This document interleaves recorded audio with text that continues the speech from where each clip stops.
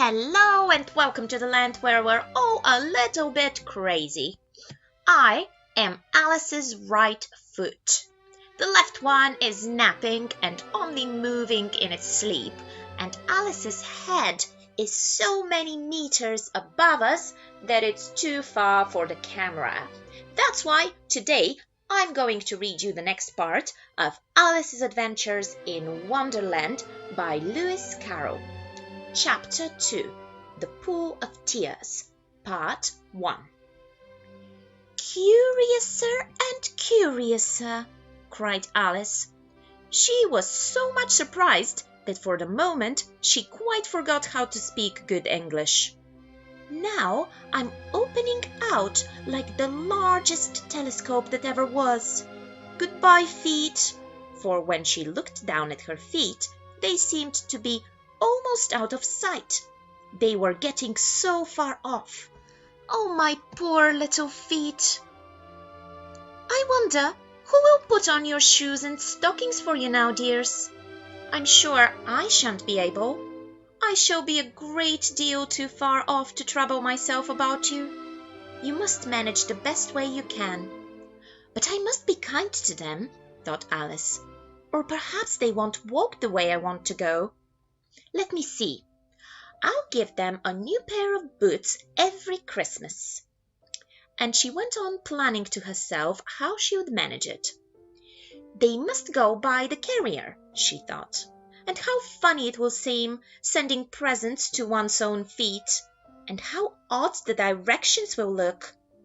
Alice's right foot, hearthrug near the fender, with Alice's love. Oh dear, what nonsense I'm talking." Just then her head struck against the roof of the hall. In fact, she was now more than 9 feet high, and she at once took up the little golden key and hurried off to the garden door. Poor Alice! It was as much as she could do, lying down on her side, to look through into the garden with one eye. But to get through was more hopeless than ever. She sat down and began to cry again. "You ought to be ashamed of yourself," said Alice. "A great girl like you," she might well say this, "to go on crying in this way. Stop this moment, I tell you." But she went on all the same, shedding gallons of tears until there was a large pool all round her, about 4 inches deep and reaching half down the hall.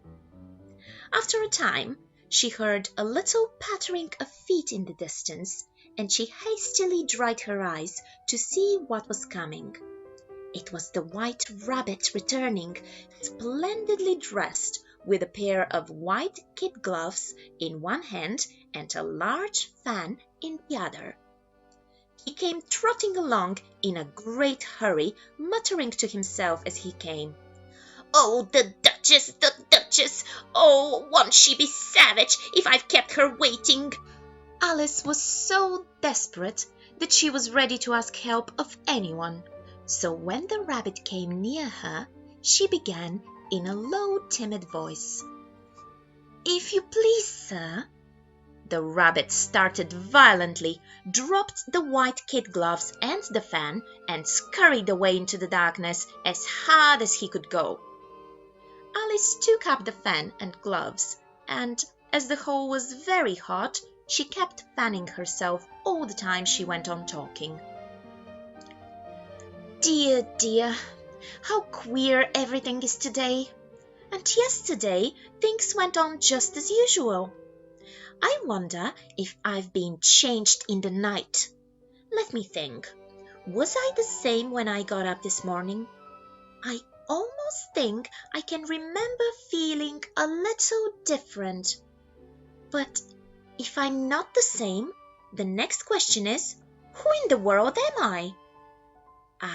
That's the great puzzle."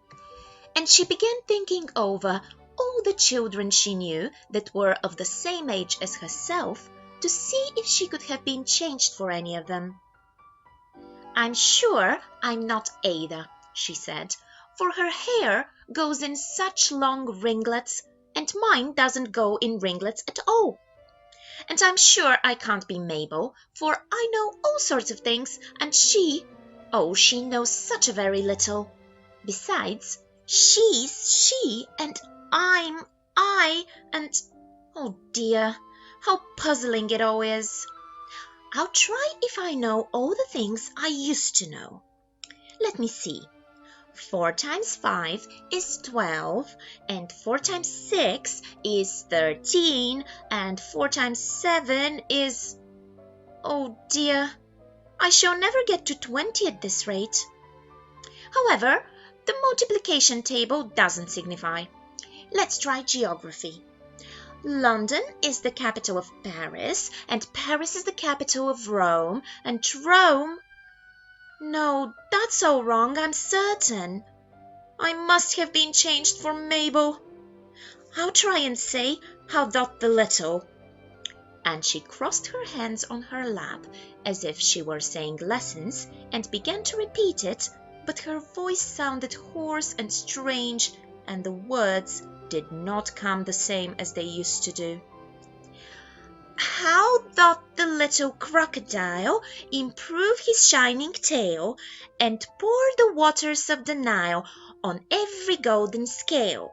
How cheerfully he seems to grin, how neatly spread its claws, and welcome little fishes in with gently smiling jaws. I'm sure those are not the right words, said poor Alice, and her eyes filled with tears again as she went on. I must be Mabel after all, and I shall have to go and live in that poky little house, and have next to no toys to play with, and oh, ever so many lessons to learn. No, I've made up my mind about it. If I'm Mabel, I'll stay down here. It will be no use their putting their heads down and saying, "Come up again, dear."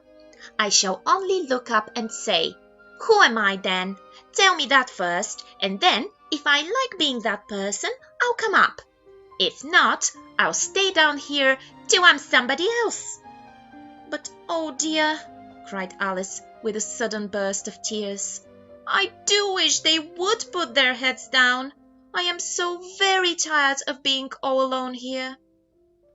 As she said this, she looked down at her hands and was surprised to see that she had put on one of the rabbit's little white kid gloves while she was talking. How can I have done that? She thought. I must be growing small again. She got up and went to the table to measure herself by it, and found that, as nearly as she could guess, she was now about 2 feet high and was going on shrinking rapidly. She soon found out that the cause of this was the fan she was holding, and she dropped it hastily just in time to avoid shrinking away altogether. That was a narrow escape, said Alice, a good deal frightened at the sudden change, but very glad to find herself still in existence. And now for the garden. And she ran with all speed back to the little door, but alas! The little door was shut again, and the little golden key was lying on the glass table as before. And things are worse than ever, thought the poor child, for I never was as small as this before, never! And I declare it's too bad, that it is. As she said these words, her foot slipped, and in another moment, splash! She was up to her chin in salt water. Her first idea was that she had somehow fallen into the sea. And in that case, I can go back by railway, she said to herself. Alice had been to the seaside once in her life, and had come to the general conclusion that wherever you go to the English coast, you find a number of baiting machines in the sea, some children digging in the sand with wooden spades, then a row of lodging houses, and behind them a railway station. However, she soon made out that she was in the pool of tears which she had wept when she was 9 feet high. I wish I hadn't cried so much, said Alice as she swam about, trying to find her way out. I shall be punished for it now, I suppose, by being drowned in my own tears. That will be a queer thing, to be sure. However, everything is queer today. This is the end of today's episode.